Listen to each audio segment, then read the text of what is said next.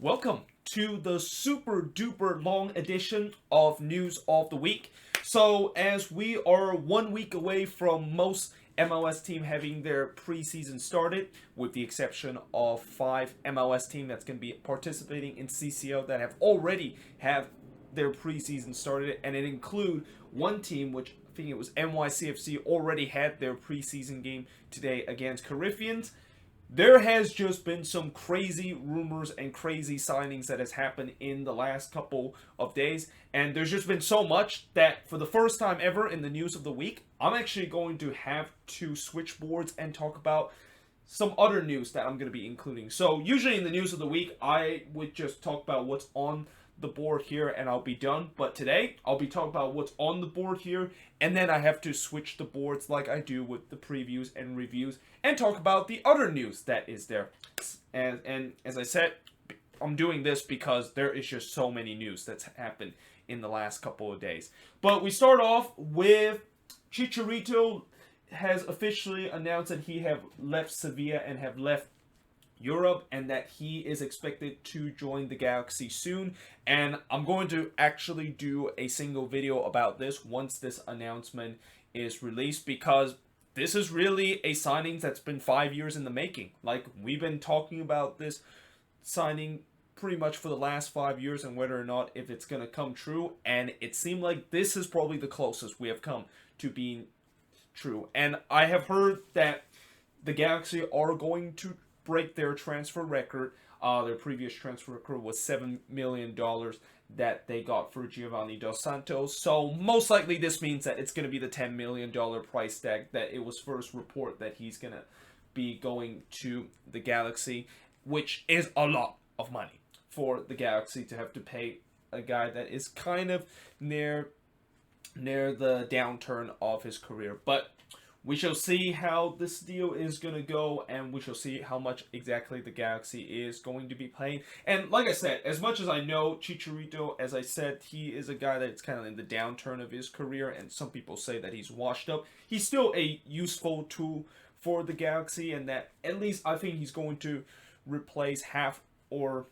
maybe 3/4 of the goals that Zlatan have scored if the Galaxy can, of course, feed him the ball, and that he's still a very lethal goal scorer and a guy that you would definitely bank that he can score at least 10 goals in the league. DC United have officially signed Edison Flores on a DP deal. So this was a rumor a couple of weeks ago that DC is going to be finally getting a DP, and it's going to be Edison Flores. Well, a couple of days ago, it was announced that he has now arrived, and that I think they paid $5 million to get Edison Flores from Monacras Morelia, and the contract is going to be around $2 million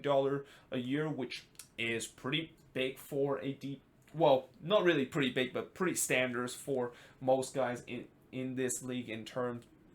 of having a DP contract. And yeah, I'm excited to see what he can do in MLS, and I think this is going to be a good signing for DC. I mean, the last Monacras Morelia and the last Peruvian player coming from Monacras Morelia is definitely very successful in MLS, and I'm pretty sure Seattle fans can tell DC fan all about how that, of course, worked out. So yeah, I think Flores is going to be just as good as Ruiz, and that I think DC is got a great player in their hands in terms of the attacking force. The Rapids also signed a DP this week. In fact, they actually signed it today, and they announced today that Jonas Nemil is going to be a DP player, and that they said that he is a number 10 and that he is a central attacking midfield player, which is been the missing piece for the Rapids. I mean, I've been talking about how with all those signings that the Rapids have done for the past couple of weeks and pretty much for the past couple of months and going back to last season, the only missing piece is the central attacking midfield, and that they need a creative player. Now, Jonas Nemil, from what I heard, he of course played in the Eredivisie, and then he recently played with Krasnodar in the Russian Premier League. Although, from what I heard when he was at Krasnodar, he did not do very well, and that his form really dipped then when he was at the Eredivisie. In fact, I heard he only scored like 1 goal and 1 assist. And that's why there are a lot of people questioning why the Rapids decided to sign a guy that have only scored 1 goal and 1 assist and made him a DP. Well, I'm guessing the reason why they think that he's going to be a DP player and the guy that is going to be the missing piece to their puzzle is that they think that he's going to recover the form that he had in Eredivisie when he was in the Eredivisie. Like when he was in the Eredivisie, he was pretty unstoppable, and that it makes sense why he's a DP, but there's no guarantee to see whether or not if he can recover that form. And that, it's going to be interesting to see where, like, as I said, they said that he is a number 10, but when he was with Krasnodar, I think he was playing in the winger position, and I don't know if he actually fit well in the winger position, or maybe that is the reason why he was struggling so much, because he wasn't playing in his natural position in the central attacking mid. But we shall see how this signing is going to do, and that I think this might also be kind of a low-level DP signing that maybe the Rapids could think about downgrading him to a 10 player if they think that he doesn't work out. And it won't be the first time that the Rapids have done that. The Rapids have had a history of signing DP players that, they probably think that they're not good enough, so they downgrade him into a 10 player. And the Rapids have also done some crazy things in terms of signing DP players. And these crazy things doesn't mean that necessarily means it's amazing, but it's usually sometimes worked out, and sometimes it just goes terribly wrong, and we just hope that this is not going to be one of those DP that the Rapids have signed that just gone terribly wrong, and you wonder why in the world did they decide to sign him on a DP in the first place. LAFC have acquired Jose Cifuentes and Feyenoord goalkeeper Kenneth Vermeer, so LAFC continue to add some more depth and continue to tap into South America to sign another young South American to join their team and develop, and just add what has already been a very stacked midfielder to even a more stacked midfield with the addition of Jose Cifuentes. They also, of course, just got Kenneth Vermeer, as it was made official a couple hours ago, and this signing pretty much is a sign that, yeah, Tyler Miller is not coming back to LAFC. Now, I did say that, I was thinking that, with Tyler Miller, who I think they didn't put him in the end of the season roster, and that he was kind of like in a limbo of whether or not if he's going to be coming back to LAFC, or that LAFC is just going to kind of not re-signing him and just put him as a free agent. Well, after the signing of Kenneth Vermeer, we can now confirm that, yeah, Tyler Miller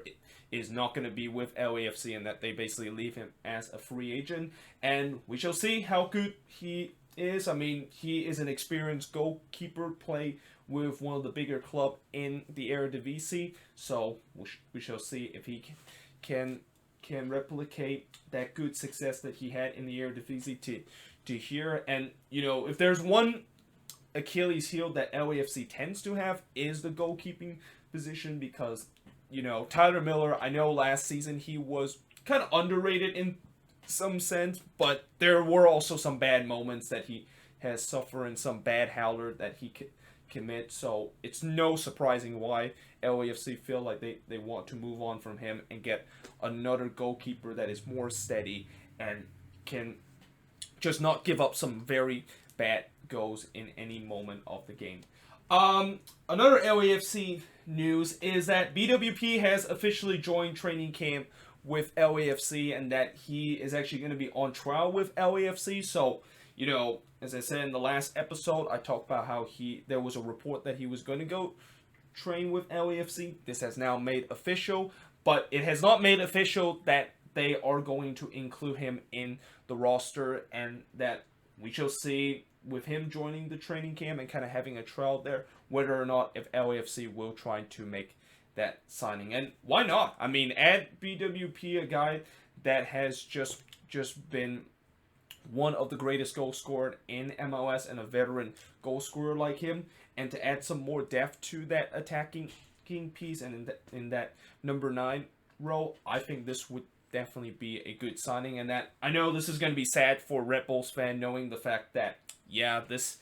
it's most likely BWP ain't going to be returning to the Red Bulls, and it's kind of really at the end of the era for the Red Bulls in terms of seeing one of their favorite players play for their team and just a legend of their team for their club. But I feel like they need to move on from him, and that we'll see if he does join LAFC. And it's good the fact that he is joining another competitive team, because he's desperately trying to win an MLS Cup. I know when he was with the Red Bulls, he tried so hard to win it, but now he's going to be joining an LAFC team that you would think that they are the favorites of winning MLS Cup heading into next year, and maybe finally he's going to deserve a ring. Like, if there's any other player that really needs a MLS Cup to their resume, it has to be Bradley Wright Phillips, a guy that has just been one of the best goal scorers in MLS history, and yet it's hard to believe that he has never won an MLS Cup in his career. So hopefully, if he does join LAFC, maybe he's gonna fulfill that last thing that made him one of the greatest players to play in this league, which is winning an MLS Cup. Orlando City have acquired Junior Uso from Corinthians. So,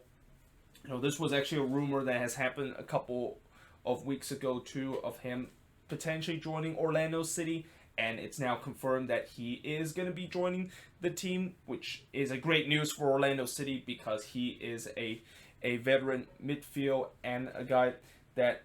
plays with one of the biggest club in the Brazilian Serie A, and I think he's going to work out perfectly in that midfield. I mean, right now, Orlando City, I am just very impressed with some of the signings that they have made, and there's still more signings that they are rumored to try to get, and I'm interested to see how this team is going to go. But I will also say this, just because you do well in the off-season and you're kind of like, let's say, the champion of the off-season, doesn't mean that it's going to automatically translate to success, and that doesn't mean that Orlando City, we should really fear them in the Eastern Conference, and that, they make all these kind of sexy move, and that they are going to finally compete in the Eastern Conference and maybe make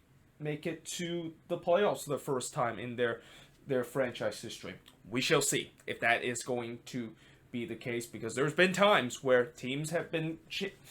crowned as the off-season champ, and it just fell apart as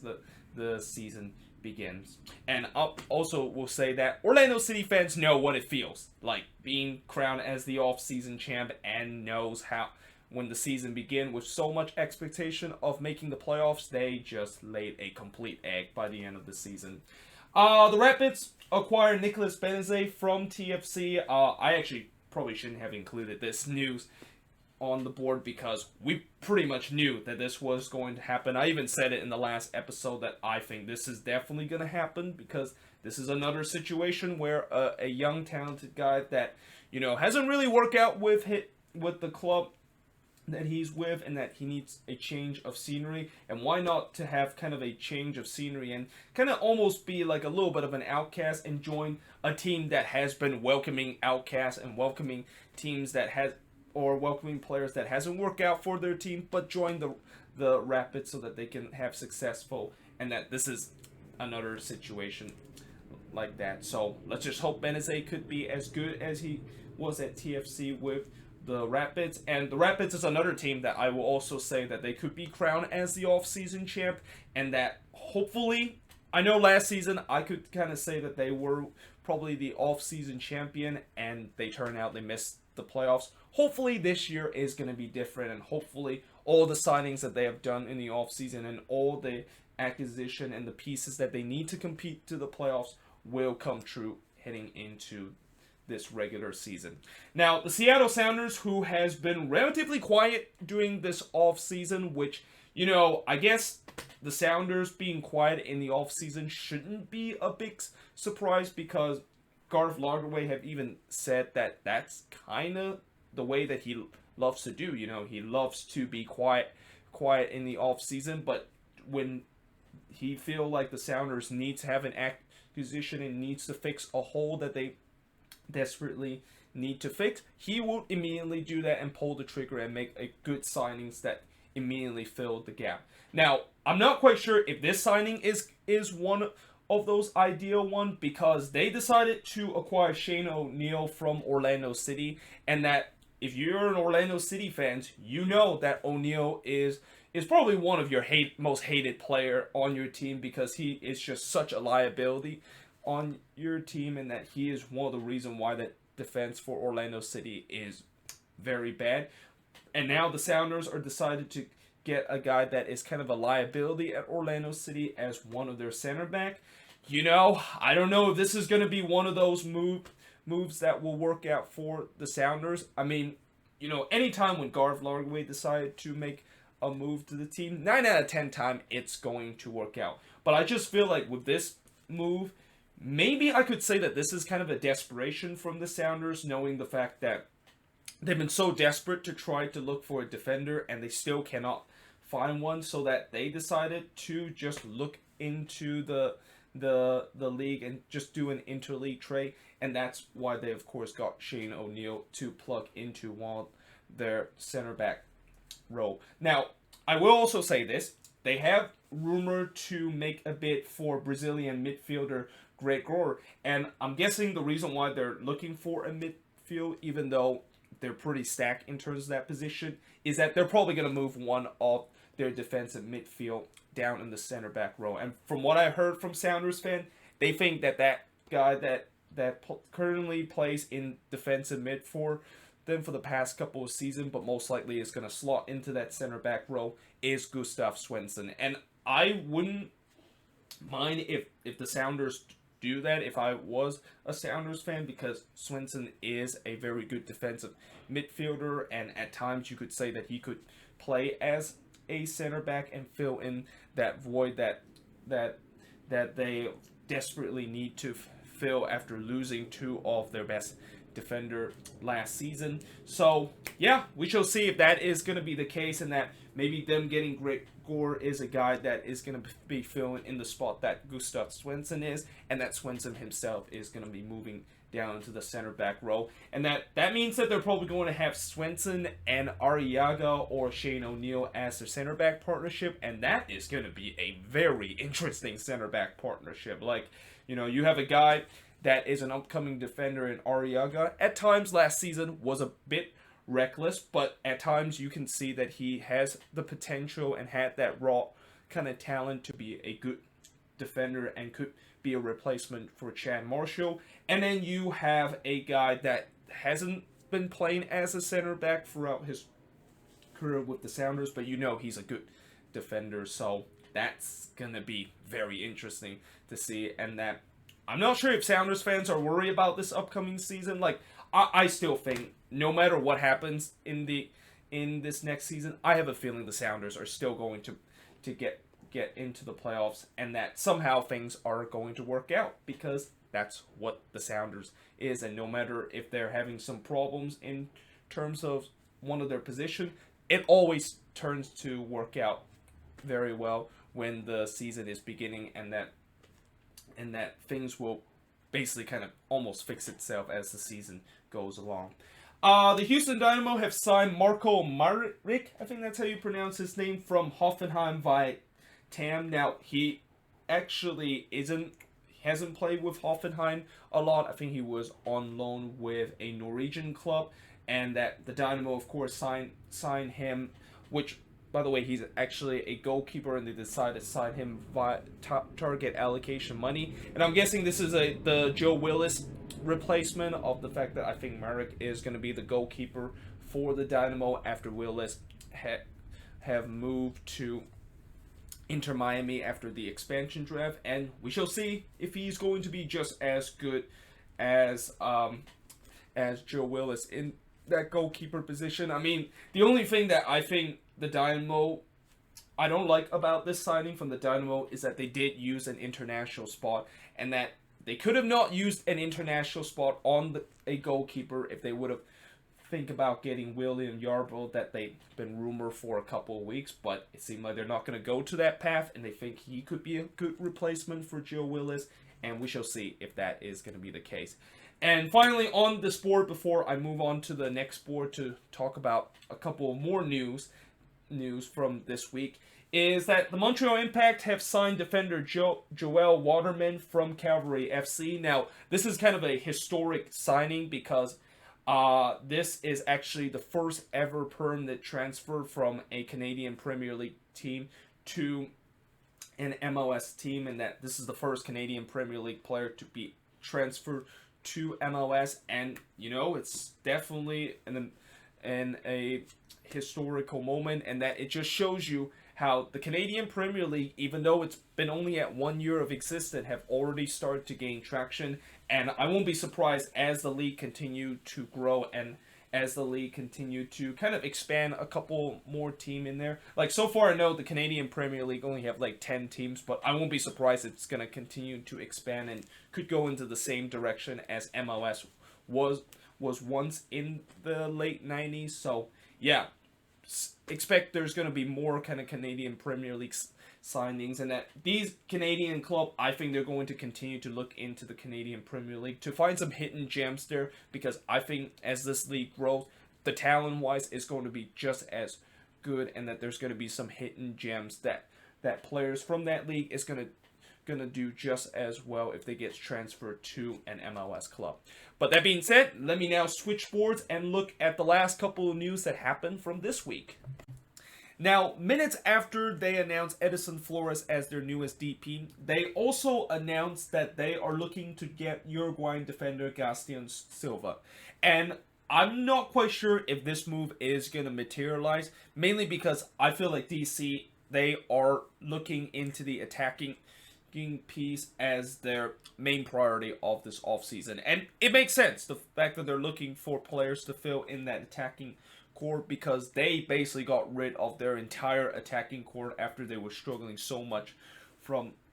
scoring last season, and right now they're trying to replace some of those guys that they lost. Now, they already got Edison Flores as one of their pieces, and I won't be surprised in the upcoming weeks they're going to get another attacking pieces. But in terms of defensive wise, I think they should be pretty good, and that Gaston Silva, this is a guy that is a Uruguayan international, and he currently plays with Independiente in the Argentine Premier Division. That means that it's most likely going to cost you a lot of money, and I just don't see how DC, who is going to spend majority of their money on the attacking piece, is going to have enough to try to get a guy that they know that it's going to cost them a fortune. If they were thinking about to get him from Argentina. But one move that I think might happen is Orlando City looking to acquire Colombian winger Alex Castro. And I say that the reason why I think this could happen is because anytime when Orlando City tends to rumor with a player, in the upcoming weeks, don't be surprised that player that they were rumor is going to actually come to Orlando City. And this has got to be all props to Oscar Pereira, and clearly he is looking down in South America to get these young talented player, and looking at Colombian player like Alex Castro that he thinks has the quality to be a good, decent player, not only in MLS but also for his team. That, that's why Orlando City is being very noisy and being kind of very active in this offseason, and that I think you could say that they could potentially be the off-season champion. But as I said before, just because you're the off-season champion doesn't mean you could be the champion at the end of the year, or you're going to be very successful heading into this season in MLS. Now, SKC is close to sign Israeli attacking midfielder Gadi Kanda, or Gadi Kinda, if that's how you pronounce. I know when you look at it, it's probably pronounced kinda, but I think most likely it's pronounced Gadi Kanda instead of Gadi Kinda. But either way, this is kind of an interesting rumor, and that this might be one of the few times where an MLS club decided to look into the Israeli Premier League and look to try to find some hidden gems there. And I have heard people say that the Israeli Premier League is very good, and that there are some hidden gems that down there that some European team have tried to get. And I'm kind of surprised not a lot of MLS teams decided to follow suit of what some of those European teams try to do. Maybe the reason why it is the case is if they're going to get a player that is either has Israeli nationality or they're coming from the Israeli Premier League, most likely they're going to have to occupy that international spot, and that they will occupy that international spot throughout his entire time there in the club. And whenever you have a player from Israel, you know for a fact that it's going to be very hard for him to get a green card. I know right now in MLS they're handing out green cards to foreign player it's like candy or target allocation money, but I don't know. I don't think if SKC is going to sign him, that eventually down the line they are going to get him a green card so that it doesn't occupy an international spot. But I think what their main worry is that is he going to be a decent player, and that is this going to be another big signing to improve their attack. I mean, they already got Alan Pulido and splash a cool 9.5 million to try to get him. Will we see kind of something similar to this if they're going to try to get this player? The Chicago Fire is looking to acquire Nemanja Matic from Manchester United, although there are sources that say that this is going to be highly unlikely, and I agree with those sources because I feel like if the Fire is going to get Nemanja Matic and to replace Bastian Schweinsteiger, they basically just got the poor man version of Bastian Schweinsteiger, and that it would make zero sense if they're trying to replace Bastian Schweinsteiger with another aging European player that is kind of like near the downturn of his career, and that in a couple of years he's going to be completely washed up. And yeah, I mean, I would be shocked if Chicago is thinking of getting Matic and signing him for a DP player. Like, there's no doubt that he's going to be a DP player because Manchester United is going to ask a lot of money from the Fire if they're going to try to get Nemanja Matic from them. Now, the Chicago Fire have also reported to make an offer from Saint Etienne striker Robert Berek, and it just seemed like the Fire just love to have Eastern European and especially Baltic player, that they are acquiring another Baltic player in Robert Berek, that even though he currently lives in Austria, he actually plays for the Serbian national team, and this might be a replacement for Nemanja Nikolic, and I'm not quite sure if he's going to be as good as Nemanja Nikolic when he was with the Chicago Fire, but we shall see if that is the case. Well, we'll see if this rumor is going to be true, and if it's true and that he's going to be coming to the Chicago Fire, let's see if he's going to be as effective as when Nemanja Nikolic was there with the Fire. Now, lastly, to finish off this super duper long episode of News of the Week, I'm going to be reporting that RSL is closing to give Kyle Beckerman an extension for the 2020 season. And I'm guessing RSL is giving Kyle Beckerman this extension because they want him to retire as an RSL player. And there's no doubt that I think Beckerman is going to retire as an RSL player. And speaking of retirement, I don't know if Kyle Beckerman is starting to think about that. I know he's getting up to that age where a lot of soccer players think about retirement right around that time and think about hanging his boots. So I'm guessing maybe with Beckerman, knowing the fact that, yes, he's going to get an extension for the 2020 season, but there's no guarantee that he's going to get another one in 2021, and that maybe this could be the last year that we're going to see from Kyle Beckerman. And if it is his last year with RSL and his last year as a footballer in his playing career, what a career it's been for Kyle Beckerman. I mean, he's not only just a legend for RSL, but also a U.S. men's national team legend with the contribution that he has done with the national team. But either way, there you have it. That is pretty much it for the episode of News of the Week. I know we gone through a ton of News of the Week, and this has been a relatively long video, but that's what happened when I have to report, I think around 17 news to talk about in this News of the Week. And there's no doubt that I think I'm going to miss a couple of important ones. So let me know in the comments below if there are some important ones from this week that I missed and I kind of didn't make it to the cut and being on the board for me to talk about the news of the week, but you want me to kind of talk about it, let me know in the comments below. But yeah, hope you guys enjoy this video, and I will see you guys next time.